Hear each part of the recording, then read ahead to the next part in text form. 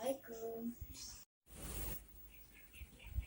Untuk ketua kelas silahkan dipimpin untuk berdoa bersama.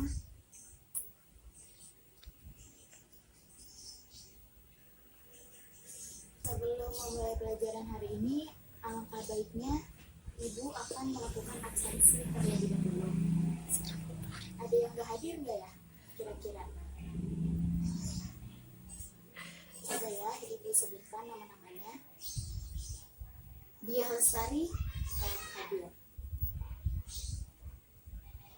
Kenapa? Oh, ada yang gak hadir. Siapa? Oh, Nur Anissa Azahra. Alasannya apa? Sakit. Ya. Baik. Oke, kan kita sudah melakukan absensi. Jadi kita akan memulai pelajaran di hari ini. Sebelum kita masuk pada materi baru di hari ini, coba Ibu mau tanya sama kalian. Kalian masih ingat nggak tentang materi yang Ibu ajarkan di minggu yang lalu? Coba ada yang tahu materinya apa minggu lalu?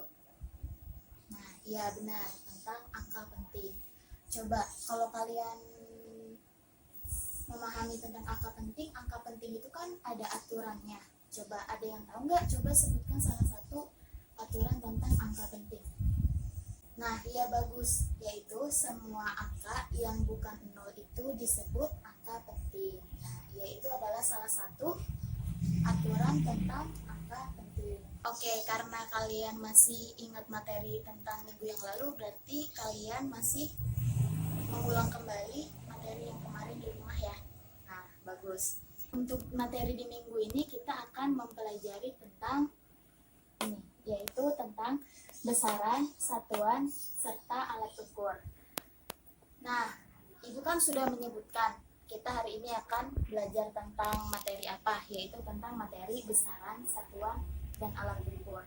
Coba Ibu mau tanya, apa kaitannya besaran, satuan, dan alat ukur itu di dalam kehidupan sehari-hari? Ada yang tahu nggak?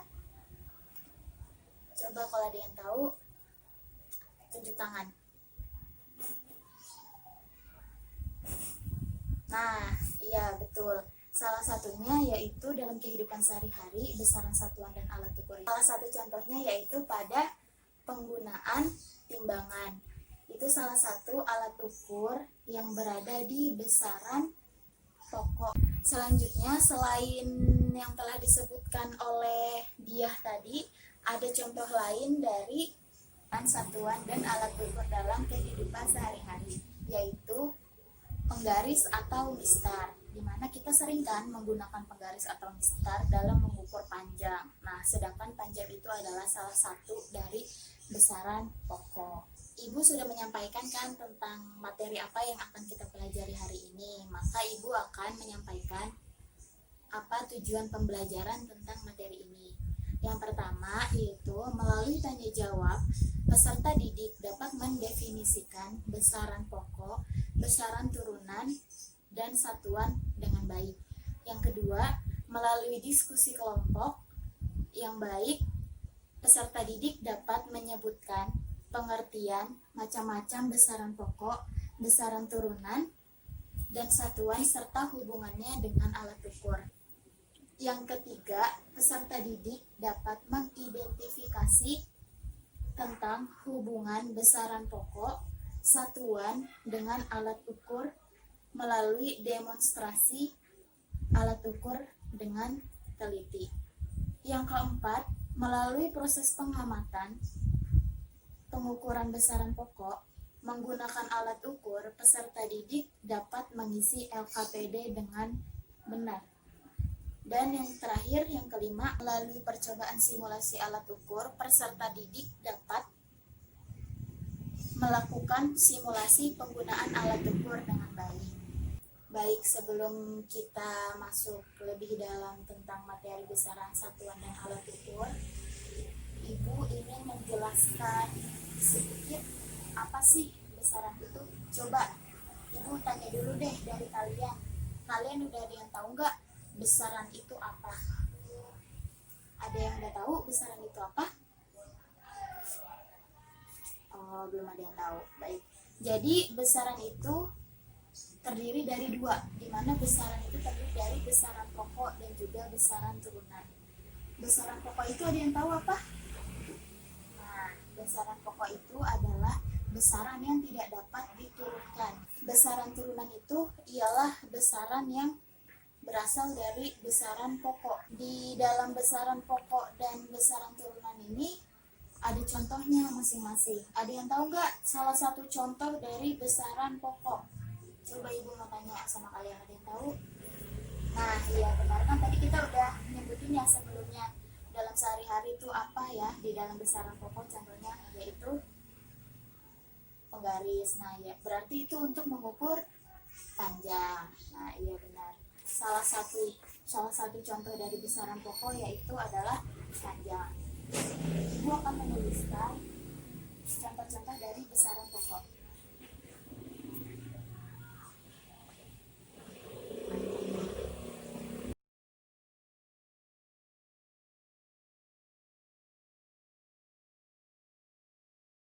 Nah, jadi ini adalah beberapa contoh dari besaran pokok. Nah, yaitu ada panjang, massa, waktu, suhu, kuat arus listrik, intensitas cahaya, dan juga jumlah zat. Di mana di sebelumnya kan Ibu sudah menjelaskan di mana di dalam besaran dan satuan itu saling berkaitan. Di mana di dalam besaran pokok itu contohnya panjang. Satuannya itu kalau di dalam satuan internasional yaitu meter. Massa dalam satuan internasionalnya itu adalah kilogram. Waktu satuan internasionalnya adalah sekon atau detik. Suhu satuan internasionalnya adalah Kelvin. Kuat arus listrik satuannya adalah ampere, intensitas cahaya satuannya adalah kandela, dan satuan dari jumlah zat ialah mol. Yang selanjutnya itu ada besaran turunan. Coba tadi kan Ibu udah menjelaskan besaran turunan itu apa? Ya benar, besaran turunan itu ialah turunan dari besaran-besaran yang ada di besaran pokok. Jadi besaran turunan itu sebenarnya ada banyak, dan ini Ibu tuliskan beberapa contoh dari besaran turunan, yaitu ada luas, di mana luas ini adalah besaran turunan yang berasal dari besaran pokok yaitu panjang. Yang selanjutnya itu ada volume, massa jenis, kecepatan, percepatan, dan masih banyak lagi seperti gaya, usaha dan energi, dan lainnya. Setelah kita sudah mengetahui tentang besaran, di mana besaran itu terdiri dari dua, yaitu apa tadi? Besaran pokok dan juga besaran turunan. Selanjutnya kita akan membahas tentang satuan. Selanjutnya tentang satuan. Ada yang tahu nggak satuan itu apa? Coba Ibu mau tanya sama kalian. Kan tadi Ibu udah bilang di mana besaran satuan dan alat ukur itu saling berkaitan. Satuan itu adalah sesuatu yang digunakan untuk menyatakan suatu ukuran dari sebuah besaran. Nah, contohnya coba apa? Kan tadi kita udah ngomongin besaran tuh. Nah, betul. Yaitu salah satu contohnya misalkan besaran pokoknya ialah panjang. Satuannya adalah meter, di mana si meter ini merupakan satuan internasional dari besaran pokok panjang. Oke, jadi satuan ini juga terbagi dua, yaitu ada satuan baku dan juga satuan tidak baku. Nah, jadi kan satuan itu juga dibagi dua, yaitu satuan baku dan juga satuan tidak baku. Satuan baku itu ada yang tahu nggak apa maksudnya, artinya, pengertiannya? Nah, iya betul. Satuan baku itu ialah satuan yang memang sudah ditetapkan, yaitu yang sudah ditetapkan dalam satuan internasional yang contohnya sudah disebutkan sebelumnya. Misalkan pada besaran pokok panjang, satuan internasionalnya yaitu meter. Sedangkan satuan tidak baku itu ialah kebalikan dari satuan baku, yaitu satuan yang tidak ditetapkan secara umum. Dan yang terakhir, Ibu akan menjelaskan tentang alat ukur. Jadi di mana Ibu sudah bilang pada awal pembelajaran tadi di mana besaran, satuan, dan alat ukur itu memang saling berkaitan.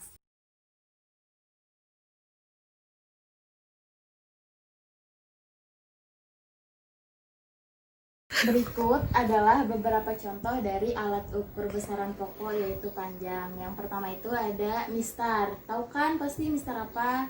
Ya betul, penggaris. Yang kedua ada jangka sorong. Yang ketiga ada mikrometer sekrup.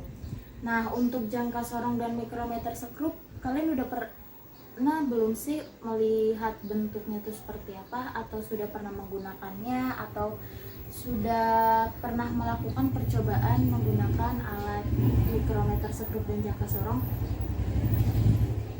Oh, belum pernah. Oke, nanti kita akan melakukan simulasinya ya. Nanti Ibu akan menunjukkan simulasi bagaimana sih cara menggunakan si jangka sorong dan juga mikrometer sekrup. Untuk yang pertama, kita mulai dari yang paling sering kita lihat dalam kehidupan sehari-hari, yaitu alat ukur panjang penggaris.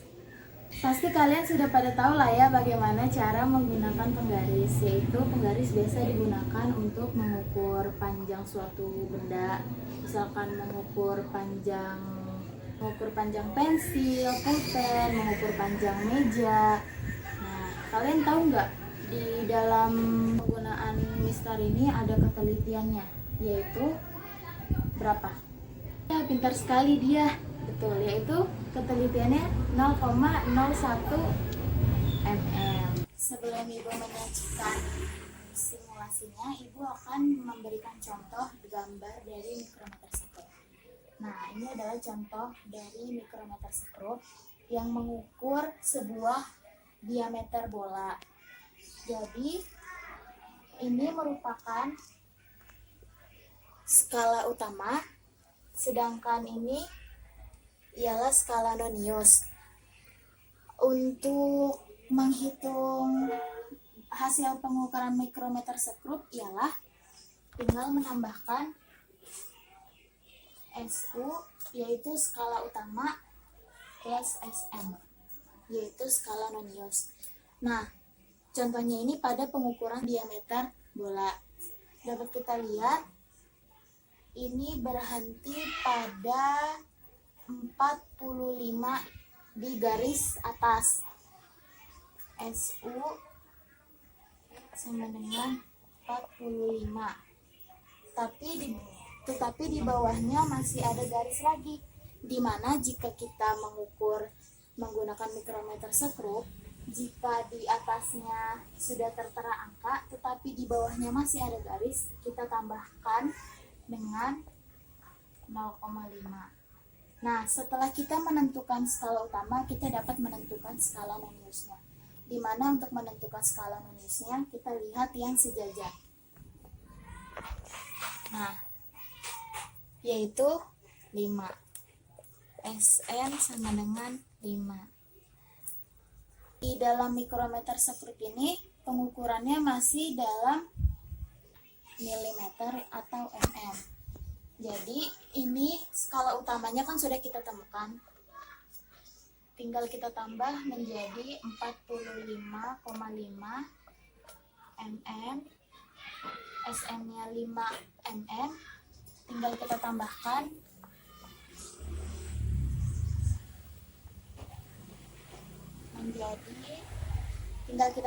menjadi 50,5 mm. Nah, dari yang telah Ibu jelaskan, kalian pasti paham dong bagaimana cara mengukur menggunakan mikrometer sekrup. Di mana menggunakan mikrometer sekrup, kita dapat menentukan terlebih dahulu skala utama dan juga skala noniusnya. Di mana ketelitian pengukuran menggunakan mikrometer sekrup itu ialah 0,01 mm. Selanjutnya itu Ibu akan mencontohkan bagaimana mengukur menggunakan jangka sorong. Contoh pengukuran menggunakan jangka sorong. Contohnya itu mengukur diameter pada uang 100. Nah, mengukur diameternya. Nah, jadi sama saja dengan mengukur mikrometer sekrup, yaitu kita menentukan dulu skala utama dan selanjutnya menentukan skala non-use-nya.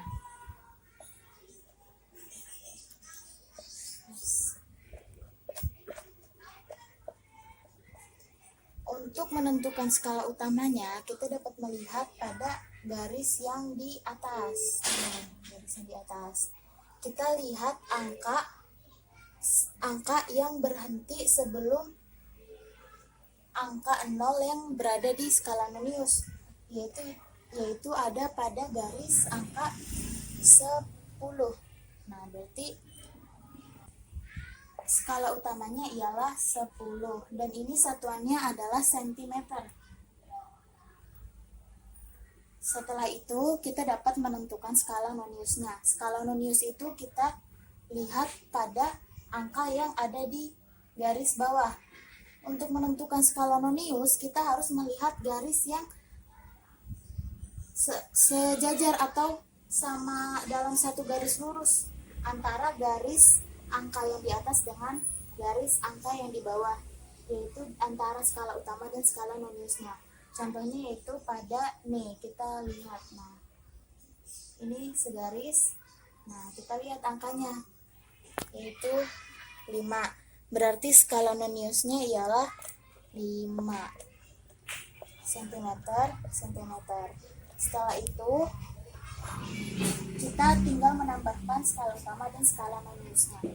Berarti ini hasilnya adalah 15 cm.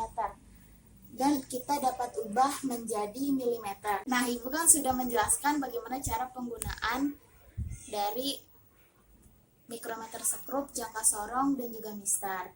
Nah, setelah ini Ibu akan menyajikan simulasi alat mikrometer sekrup dan juga jangka sorong. Setelah itu Ibu akan membagikan LKPD, yaitu lembar kegiatan yang akan kalian diskusikan dengan masing-masing kelompok.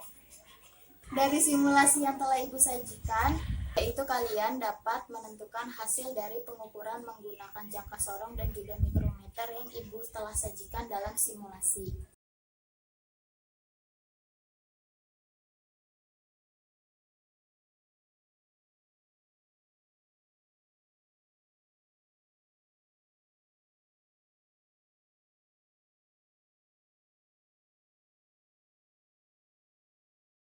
Ibu akan memberikan waktu kepada kalian untuk berdiskusi dengan masing-masing kelompok selama 30 menit.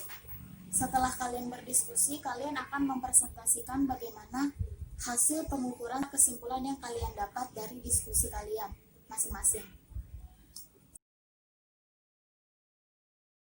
Terima kasih kepada kelompok dia dan teman-teman yang sudah melakukan presentasi ke depan.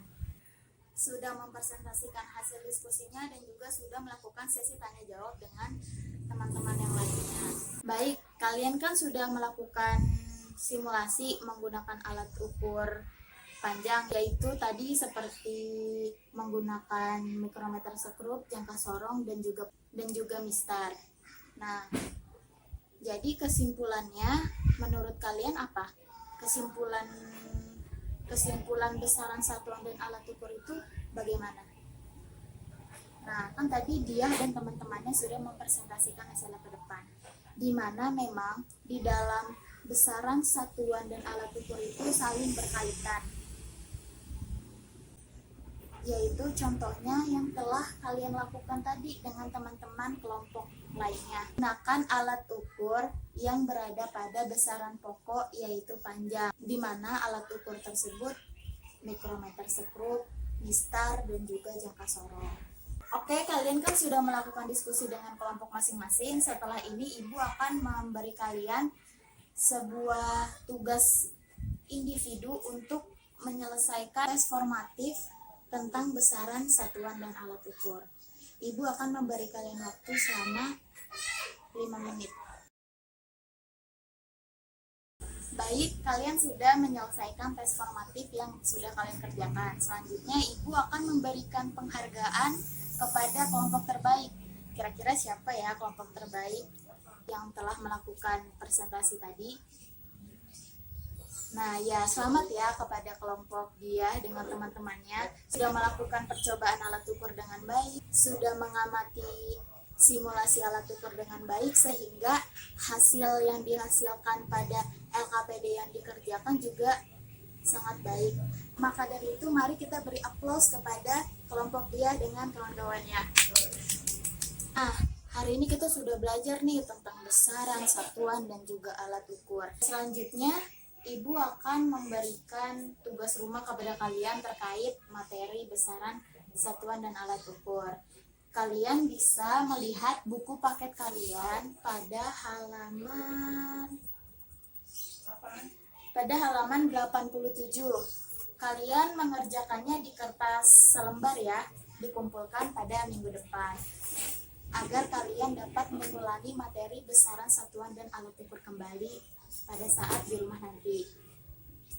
Nah, kayaknya waktunya udah mau habis, jadi Ibu cuma pengen ngingetin bahwa materi besaran, satuan, dan alat ukur ini sebenarnya banyak sekali contohnya pada kehidupan sehari-hari. Selain dari contoh pada pengukuran pada besaran pokok yaitu panjang, masih banyak contoh lainnya. Kalian bisa membaca kembali di buku paket kalian tentang besaran, satuan, dan juga alat ukur. Nah, untuk materi besok kalian dapat mempelajarinya di rumah juga, yaitu dengan cara membaca buku paket kalian tentang materi besaran vektor. Baik, waktu kita di hari ini sudah habis. Semoga kalian tetap semangat untuk belajar di rumah dan jangan lupa untuk mengulang materi-materi yang telah kita kerjakan hari ini, dan jangan lupa juga untuk mengerjakan tugas rumah yang telah Ibu berikan, dan jangan lupa juga untuk membaca materi untuk minggu selanjutnya yaitu tentang besaran vektor. Sekian dari Ibu, terima kasih dan wassalamualaikum warahmatullahi wabarakatuh.